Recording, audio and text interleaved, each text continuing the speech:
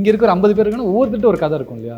அது எப்படி பேப்பராக மாற்றுறது, எப்படி அதை ஸ்க்ரீனுக்கு கொண்டுட்டு வந்து ஒரு ப்ரொடியூசர் எப்படி கொண்டு இப்போ ரொம்ப சிம்பிளாக ஒரு கதை சொல்லலாம். ஆனால் இவர் சொல்கிறது நான் ஏற்றுக்க மாட்டேன், அது தப்பு அப்படின்னு நான் நம்புகிறவன். நான் ஒரு திரைக்கதையை யாரும் சொல்லித்தர முடியாது, காதலிக்க சொல்லித்தர முடியுமா?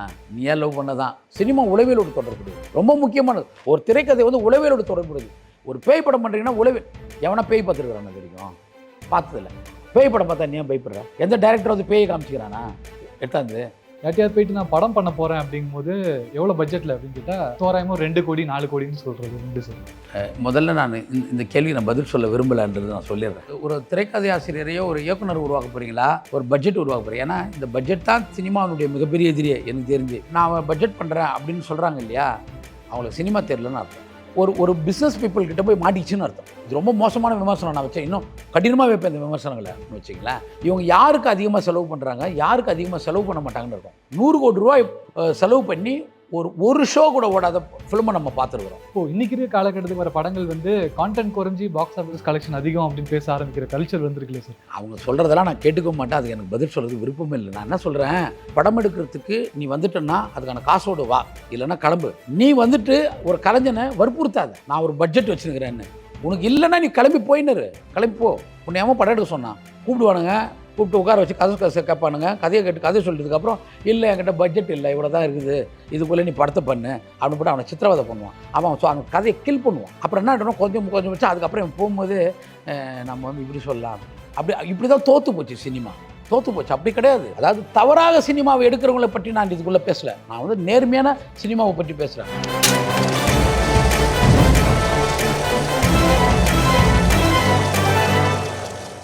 இப்போது இங்கே நிறைய பேர்கிட்ட ஒன்லைன் இருக்கும் சார். இவங்ககிட்டே எங்கள் டீம்லேயே ஒரு 2-3 ஒன்லைன் இருக்குது, என்கிட்ட ஒரு 4 ஒன்லைன் இருக்கும். இங்கே இருக்கிற 50 பேர் இருக்குன்னா ஒவ்வொருத்தட்டு ஒரு கதை இருக்கும் இல்லையா? அது எப்படி பேப்பராக மாற்றுறது, எப்படி அதை ஸ்க்ரீனுக்கு கொண்டுட்டு வந்து ஒரு ப்ரொடியூசர் எப்படி கொண்டு போகிறோம்? ரொம்ப சிம்பிளாக ஒரு கதை சொல்லலாம். சொல்ல உங்களுக்கு புரிய ஆரம்பிச்சிடும். இதுதான் ஒன்லைன்னு வச்சிங்களேன். ஆனால் இவர் சொல்கிறது நான் ஏற்றுக்க மாட்டேன், அது தப்பு அப்படின்னு நான் நம்புகிறவன் நான். ஏன்னா ஒரு திரைக்கதையை யாரும் சொல்லித்தர முடியாது, காதலிக்க சொல்லித்தர முடியுமா? நீ ஏன் லவ் பண்ணதான்? சரி, நீங்கள் எப்படி காதலிக்கிறீங்கன்னு சொல்லி இல்லை, அது நான் பேசலாம், எல்லாமே பேசலாம், லைஃப் தானே. நம்ம வந்து ஸ்க்ரீன் ப்ளே வந்து கற்றுத்தரவே முடியாது யாராலையும். அப்போ ஸ்க்ரீன் ப்ளேனா நீயே தான் கற்றுக்கணும். ஒருத்தன் ஒரு பொண்ணை பார்க்கறதுக்கு போகிறான், ஆனால் பொண்ணு வீட்டுக்கு வரல. லேட்டாக போனோம்னா பொண்ணு பார்க்க வந்தவங்க வீட்டுக்கு வெளியே சீக்கிரம் கிளம்பி போயிடுவாங்கன்னு சொல்லிட்டு அந்த பொண்ணு லேட்டாக 10 மணிக்கு வீட்டுக்குள்ளே வருது. அந்த பொண்ணு பார்க்க வந்தவங்க வந்து வீட்டில் உட்காந்துக்கிறான். அந்த பொண்ணை பார்த்தோன்னே அவனுக்கு பிடிச்சிச்சு. அவன் சொல்கிறான், உன்னை நான் மேரேஜ் பண்ணிக்கிறேன்றான். ஆனால் அந்த பொண்ணுக்கு அவன்கிட்ட சொல்லுது, எனக்கு விருப்பம் இல்லை, நான் உன்னை மேரேஜ் பண்ணிக்க முடியாதுலாம் சொல்லுது அந்த பொண்ணு. அவன் அதெல்லாம் கேட்கல, மேரேஜ் பண்ணிட்டான். இப்போ மேரேஜ் பண்ணிட்ட உடனே அவங்க இருந்து என்ன பண்ணிட்டாங்கன்னா டெல்லி போயிட்டாங்க. டெல்லி போன உடனே அங்கே என்ன ஆயிடுச்சுன்னா, அந்த பொண்ணுக்கும் அந்த பையனுக்கு வந்து எந்த விதமான உறவும் இல்லை, அவங்க பேசிக்கிறது கூட இல்லை. ரொம்ப நாளுக்கு அப்புறம் அவன் என்ன பண்ணுறான், அந்த பொண்ணுகிட்ட கேட்குறான், நீ ஏன் என்கிட்ட பேசிக்கிறது இல்லை, பேச மாட்டேன்ற அப்படின்னா. அப்போ அந்த பொண்ணு சொல்லுது, நான் ஒரு பையனை லவ் பண்ணேன், அவன் செத்துட்டான், அதுக்கப்புறம் என்னால் வந்து உங்க கூட வந்து பழக முடியல அப்படின்னு சொல்லுது. அவனுக்கு அது பிடிச்சிருக்குது. ஏன்னா இவ்வளோ ஒரு தான் விரும்பணும் இல்லைன்ற இடத்துல இன்னொருத்தர் நம்ம அந்த இடத்துல வச்சு யோசிக்க முடியாத அளவுக்கு அவள் வந்து ரொம்ப ஸ்ட்ராங்காக இருக்கிறாள்ல, அந்த ஸ்ட்ராங் அவனுக்கு ரொம்ப பிடிக்குது. அந்த அவன் மேலே அவனுக்கு இருந்த அந்த லவ் மேலே அவனுக்கு ஒரு பெரிய மரியாதை உருவாகுது. அதனால் அவன் என்ன பண்ணுறான், அவளை டிஸ்டர்ப் பண்ணக்கூடாதுன்னு விட்டுறான். அவளுக்கு என்னென்னா, அவனுடைய உரிமை பொருளை நம்ம ஒரு ஸ்டேஜில் மாறிட்டோம், மனைவி ஆகிட்டோம். இவன் நினச்சானா நம்மளை வந்து வற்புறுத்தலாம், ஆனால் இவன் வற்புறுத்த மாட்டேன்றான். அந்த இடத்துல வந்து நம்மக்கிட்ட வந்து ரொம்ப நம்மளுடைய விருப்பத்தை வந்து அனுமதிக்கிறான். சரி, இந்த மாதிரி ஒரு ஃப்ரீடமான ஒரு மற்றவங்களுடைய சுதந்திரத்தை மதிக்கிற, தனிமை மதிக்கிற, விருப்பங்களை மதிக்கிற ஒரு ஆள் எவ்வளோ பெரிய ஆள் அப்படின்றது அவன் மேலே மரியாதை வருது. இந்த ரெண்டும் சேர்ந்து ஒரு காதலாக மாறுது. இதான் லைன். இதான மௌன ராகம். இப்போ நீங்கள் இந்த படம் பண்ணுங்கள். அதுக்கப்புறம் தான் என்ன ஆகிடுது, அவங்க அப்பாவுக்கு வந்து ஒரு நெஞ்சு வலி. அதாவது எப்பயுமே ஒரு லைன்ன்றது எப்பயுமே ஒன்று உருவாயிடும். மற்றதெல்லாம் காரணங்கள், ரீசன். ஏன் ஒன்று லவ் பண்ணிட்டல, நீ ஏன் மேரேஜ் பண்ணிக்கிட்ட அப்படின்னு ஒரு கேள்வி கேட்பல. இல்லை, எங்கள் அப்பாவுக்கு வந்து உடம்பு சரியில்லை, அவர் வந்து இன்னும் கொஞ்ச நாளில் இதுவாகிடுவார், அதுக்கு முன்னால் ஒரு மேரேஜ் பண்ணணும்னு நினைக்கிறாரு. அப்போ இது நான் சொன்னேன்னா அப்பா வந்து ஃபீல் பண்ணுவார், இன்னும் மோசமாகிடுவார். அப்பாவோட வற்புறுத்தலுக்காக பண்ணினேன், அப்பாவோட வற்புறுத்தலுக்காக திருமணம் பண்ணிட்டேன். ஆனால் என்னுடைய விருப்பத்துக்காக அந்த திருமணத்தை நான் என்ன பண்ணுறேன், அனுபவிக்க மாட்டேன்றேன். அவ்வளோதான். சரி, இந்த இடத்துல இங்கே இந்த பக்கம் என்ன நடக்குது அப்படின்னா, ஒரு பெண்ணுடைய விருப்பத்தையும் அவளுடைய இதையும் வந்து மதிக்கிற ஒரு குணம் இருக்குதுல்ல. அப்போ அங்கே ஒரு இது ஒன்று உருவாகுது. என்னென்னா, எப்போவுமே நம்ம வந்து இன்னொருத்தருடைய சுதந்திரத்தை மதிக்கிறோம் இல்லையா, அந்த இடத்துல தான் வந்து உன் மேலே எல்லாருக்குமே ஒரு லவ் ஸ்டார்ட் ஆகும். அந்த லவ் தான் லைஃப் லாங் இருக்கிற மிகப்பெரிய ரிலேஷன்ஷிப். அதை தான் நீ புரிஞ்சுக்கணும். அது ஒரு கணவன் மனைவிக்காக விஷயம் மட்டும் இல்லை. உலகம் முழுவதுமே நீங்கள் இன்னொருத்தருடைய சுதந்திரத்தை மதிக்கிறது, இன்னொருத்தருடைய ப்ரைவேசிக்குள்ளே போகாமல் இருக்கிறது. இப்போ நான் அறைக்குள்ளே போகிறேன், ஃபோன் பேசுவேன், சாரி நான் 2 நிமிஷம் வெயிட் பண்ணுறேன், நீங்கள் பேசிட்டு இருங்க. இல்லை பரவாயில்ல வாங்குவாங்க அப்படின்றதுல அவங்க பேசுகிறதுக்கு போது என்னடா அப்புறம் அண்ட் உட்காந்து பேசுகிறது ஒரு 2 நிமிஷம் டேய் வெயிட்டா சீக்கிரம் டைம் ஆகுது எனக்கு அப்படின்னு பேசி இருக்கிறதுல நாம் இன்னும் உரையாடவே துவங்கலைன்னு அர்த்தம். நீ ஒழுங்காக உரையாடினா தான் அங்கே காட்சியில் இருக்கிற திரைக்கதையில் இருக்கிற பாத்திரங்கள் கரெக்டாக உரையாடும்.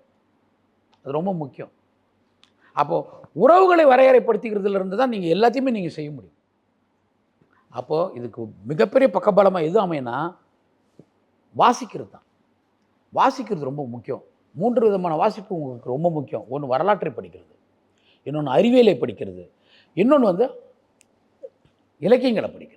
இலக்கியங்களை நீ ஏன் படிக்கிறேன்னா, நீ எப்படி நீ ஒரு படைப்பு உருவாக்க போறியோ அந்த மாதிரி நிறைய எக்கச்சக்கமான படைப்புகள், அதில் இருக்கிற மாந்தர்கள், அதுக்குள்ள உறவுகள், அதுக்குள்ள இருக்கிற காட்சிகள், அதில் ஒரு காட்சியிலிருந்து இன்னொரு காட்சிக்கு மாறுற அந்த அந்த அந்த நுட்பங்கள், இது எல்லாமே உனக்கு ஏற்கனவே இருந்த லெஜெண்ட்ஸ் இருப்பாங்க இல்லையா, அதெல்லாம் படிக்கிறது, தேடி தேடி படிக்கிறது. எப்படி ஒரு கேரக்டர் அவங்க உருவாக்குறாங்க. இப்போ புத்துயிருப்புன்னு ஒரு நாவல் தஸ்தாவேஸ்கி, அது நீங்கள் படிக்க ஆரம்பிக்கிறீங்க அப்படின்னா அவ்வளோ பாத்திரங்கள் இருக்குது. மகாபாரதம்னு ஒன்று இருக்குது, அவ்வளோ பாத்திரங்கள், அவ்வளோ பகை, அவ்வளோ சண்டை, அவ்வளோ நிலங்கள், அவ்வளோ வாழ்க்கை முறைகள். அதாவது இன்றைக்கி நீ வாழ்ந்துன்னு இருக்கிறல்ல, இந்த நிலம் வேற, 10,000 வருடங்களுக்கு முன்னால் இந்த நிலம் வேற இல்லையா. இப்போ இங்கே உட்காந்து நீங்கள் பேசிட்டு இருக்கலாம், இந்த இடம் வந்து 100 வருடங்களுக்கு முன்னால் எப்படி இருந்திருக்கு நீ நினைக்கிற? ஒரு காடாக இருந்திருக்குமா? ஒரு நிறைய மரங்கள் அடர்ந்த இடமா? 1000 வருடங்களுக்கு முன்னால் என்னவா இருந்திருக்கு நீ நினைக்கிற? இப்படி தானே. அப்போ என்னென்னா வரலாறு ரொம்ப முக்கியம், சார் இலக்கியங்கள் ரொம்ப முக்கியம். நிறைய பாத்திரங்களை தெரிஞ்சுக்கிறது, நிறைய கான்ஸ்டியூஷன் அதுக்குள்ளே இருக்கும், புரியுதுங்களா? ஏன் அறிவியல் படிக்கணும் அப்படின்னு சொன்னால், இந்த உலகம் எப்பொழுதும் சயின்ஸால் தான் இருக்குது. மதத்தாலேயோ கேஸ்டாலேயோ பொய்யான நம்பிக்கைகளால் எப்பொழுதும் இந்த உலகம் கிடையாது, சயின்ஸால் தான் இருக்குது. அப்போ நீ சயின்ஸை நீ புரிஞ்சு வச்சுக்கணும். ஏன்னா எல்லா ரிலேஷன்ஷிப்பும் சயின்ஸ் தான். உளவியல் ஒரு சயின்ஸ், சைக்காலஜிக்கல். அப்போ என்ன பண்ணுறேன்னா, அந்த உளவியல் எல்லாத்தையுமே ஒரு இலக்கியம் என்பது ரொம்ப உளவியலோடு தொடர்புடையது, சினிமா உளவியலோடு தொடர்புடையது, ரொம்ப முக்கியமானது. ஒரு திரைக்கதை வந்து உளவியலோடு தொடர்புடையது. ஒரு பேய் படம் பண்ணுறீங்கன்னா உளவியல், எவனா பேய் பார்த்துருக்குறான் அது வரைக்கும் பார்த்ததில்ல. ஆனால் பேய் பார்த்தா உனக்கு ஏன் பயம், பேய் நினச்சா உனக்கு ஏன் பயம் வருது? பேய் படம் பார்த்தா நீ ஏன் பயப்படுற? எந்த டைரக்டர் வந்து பேயை காமிச்சிக்கிறானா எடுத்தாந்து? கிடையாது. பேயை பற்றி உனக்கு ஒரு நம்பிக்கை இருக்குது, அந்த நம்பிக்கையை தான் அவன் உருவாக்குறான், அது மேலும் மேலும் டெவலப் பண்ணுறான், அவ்வளோதான். இங்கே இருக்க எல்லாத்துக்கும் இருக்க ஒரு கேள்வி தான் நான் இப்போ கேட்க போகிறேன் சார். மிகப்பெரிய கேள்வி எனக்கும் இருக்குது, இங்கே இருக்க எங்கள் டீமுக்கும் இருக்குது. பட்ஜெட்டிங்.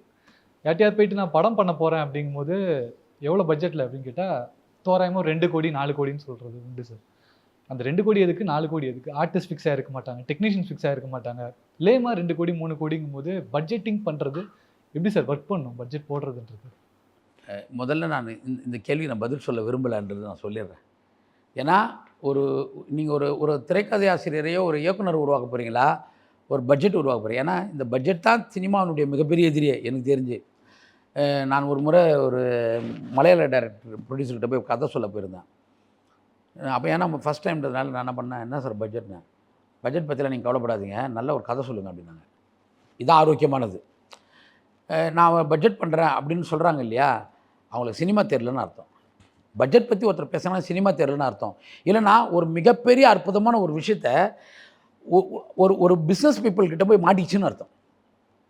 இது ரொம்ப மோசமான விமர்சனம் நான் வச்சேன். இன்னும் கடினமாக வைப்பேன் இந்த விமர்சனங்களை வச்சிங்களேன். இவங்க யாருக்கு அதிகமாக செலவு பண்ணுறாங்க, யாருக்கு அதிகமாக செலவு பண்ண மாட்டாங்கன்னு இருக்கும். 100 கோடி ரூபாய் செலவு பண்ணி ஒரு ஷோ கூட ஓடாத ஃபிலிமை நம்ம பார்த்துருக்குறோம். ஆனால் அவங்க நினச்சிருந்தாங்கனாக்கா 5 கோடி ரூபா செலவு பண்ணி 20 படம் எடுத்திருந்தாக்கா அதில் 10 படம் ஓடி இருக்கும், 10 படம் தோற்றுருந்தா கூட. ஆனால் 20 படம் வந்திருக்கும். அந்த 20 படத்தில் வந்து கிட்டத்தட்ட ஒரு 20,000 தொழிலாளிகள் வேலை செஞ்சுட்டு இருப்பான். அதனால் இந்த பட்ஜெட்டுன்றதே முதல்ல மோசமானது. நீங்கள் ஏன் அப்படி பேசுகிறீங்க? பட்ஜெட்டு குழந்தைங்கிட்ட சொல்லாதீங்க, அவன் கதை எழுதட்டும். சார் இதிலேருந்தே ஒரு கேள்வி வருது சார் எனக்கு. இப்போது இன்றைக்கி இருக்க காலகட்டத்துக்கு வர படங்கள் வந்து கான்டென்ட் குறைஞ்சி பாக்ஸ் ஆஃபீஸ் கலெக்ஷன் அதிகம் அப்படின்னு பேச ஆரம்பிக்கிற கல்ச்சர் வந்துருக்குல்ல சார். ஏன்னா ப்ரொடக்ஷன்லேருந்து சொல்கிறதே வந்து மார்க்கெட்டிங் அப்படி தான் பண்ணுறாங்க. அவங்க சொல்கிறதெல்லாம் நான் கேட்டுக்க மாட்டேன், அதுக்கு எனக்கு பதில் சொல்கிறது விருப்பமே இல்லை. நான் என்ன சொல்கிறேன், இங்கே யாரும் பெரிய சினிமாவை இங்கே முதல்ல நல்லா ஞாபகம் வச்சிங்களேன், ஒரு டைரக்டராக நான் பேசுகிறேன், ஒரு திரைக்கதை ஆசிரியராக நான் பேசுகிறேன், ஒரு ஒரு ஒரு சக மனிதனாக நான் உங்க கூட உரையாடுறேன். ஒரு பிஸ்னஸ் பீப்புள்ஸ்க்கான கவலையை பற்றி என்கிட்ட பேசாதீங்க. அது எனக்கு தெரியாது. அது நான் வேணான்னு நினைக்கிறேன். அது குழந்தைங்களோட அறிவுக்கு கொண்டு போக வேணாம். அதாவது ஒரு படம் எடுக்கிறதுக்கு நீ வந்துட்டன்னா அதுக்கான காசோடு வா, இல்லைன்னா கிளம்பு. நீ வந்துட்டு ஒரு கலைஞனை வற்புறுத்தாத, நான் ஒரு பட்ஜெட் வச்சுருக்கிறேன்னு. உனக்கு இல்லைன்னா நீ கிளம்பி போயின்னு கிளம்பி போ. உன்னை எவன் படம் எடுக்க சொன்னான்? உன்னை யாருன்னா கூப்பிட்டுமாங்க படம் எடுக்க சொல்லி? நாங்கள் நீ ஏன் இவனை சித்திரவதை பண்ணுற? கூப்பிடுவானுங்க, கூப்பிட்டு உட்கார வச்சு கதை கேட்பானுங்க. கதையை கேட்டு கதை சொல்லிட்டதுக்கப்புறம் இல்லை என்கிட்ட பட்ஜெட் இல்லை, இவ்வளோ தான் இருக்குது, இதுக்குள்ளே நீ படத்தை பண்ணு அப்படின்னு போட்டு அவனை சித்திரவதை பண்ணுவான். அவன் அந்த கதையை கில் பண்ணுவான். அப்புறம் என்ன ஆகிட்டணும், கொஞ்சம் கொஞ்சம் வச்சு அதுக்கப்புறம் இவன் போகும்போது நம்ம வந்து இப்படி சொல்லலாம், இப்படி தான் தோற்று போச்சு சினிமா. தோற்று போச்சு. அப்படி கிடையாது. உங்களுக்கு தெரியும் இந்த இந்த காட்சி, அதாவது தவறாக சினிமாவை எடுக்கிறவங்கள பற்றி நான் இதுக்குள்ளே பேசலை. நான் வந்து நேர்மையான சினிமாவை பற்றி பேசுகிறேன். அதாவது இன்றைக்கி வந்து 1000 பேர் அந்த க்ரௌடு வேணும் அப்படின்னு சொல்லிட்டு காலையிலேருந்து சாயங்காலம் வரைக்கும் அந்த க்ரௌடு எடுக்காமல் போயிட்டு அப்படி பொறுப்பற்ற படம் பண்ணுறவங்கள பற்றி எனக்கு கவலை இல்லை. அவங்கள பற்றி நான் பேசவும் இல்லை. நான் என்ன சொல்கிறேன்னா, பொறுப்புள்ள ஒரு விஷயத்தை பற்றி பேசுகிறேன். நம்ம பொறுப்புள்ளதை மட்டும் பகிர்ந்து கொள்வோம்.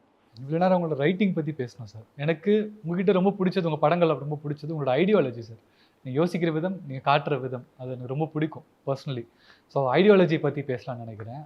ஸோ ஐடியாலஜின்னு வரும்பொழுது சார், இப்போது என்னுடைய படம், அதாவது உங்களோட படம், எந்த படமாக இருந்தாலும் இந்த ஒரு விஷயத்தை கண்டிப்பாக பேசும், இதை பற்றி சொல்லும், சமூகத்துக்கு இதை பற்றி நான் விழிப்புணர்வு கொடுத்துட்டே இருக்குன்னா எதை சார் சொல்லுங்கள்?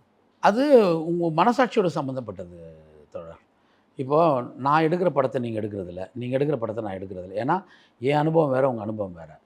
ஆனால் நான் ஒரு படம் எடுத்துகிட்டே இருக்கிறேன், அதே நேரத்தில் நீங்கள் எடுத்த படத்தை நான் ரொம்ப விரும்புகிறேன். அப்போது நீங்கள் பண்ணது என்னுடைய ஐடியாலஜி தானே? இல்லை. ஆனால் அதன் மீது எனக்கு விருப்பம் இருக்குது. ஏன்னா அதுக்கு ஒரு பொதுத்தன்மை இருக்குதுன்றது தான் காரணம்.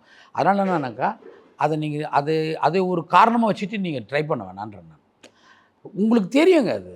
இப்போ ஒரு தம்பி சொன்னான், யாரோ எனக்கு என்கிட்ட ஒரு லைன் இருக்குதுன்னு சொன்னல, அவனை மட்டும் நம்ம உட்காந்து அவனை பிரிச்சிடலாம் நம்ம. இப்போ ஏன்டா அந்த லைன் வந்து தம்பி, இது ஏன்டா அந்த கதையை நீ இப்போ யோசிக்கிற, இது ஃப்யூச்சரில் எப்படி டெவலப் பண்ண போகிற, எவ்வளோ கேரக்டர்ஸ் உள்ளே வரும், எவ்வளோ சம்பவங்கள் அதுக்குள்ளேன்னு உள்ளே வரும் அப்படின்னு நம்ம பேசணும்னா எனக்கு தெரிஞ்சிடும். அந்த எக்ஸ்பீரியன்ஸ் வந்து அந்த கதையை வச்சு பேசும்போது நம்மளுக்கு வந்துகிட்டே இருக்கும்.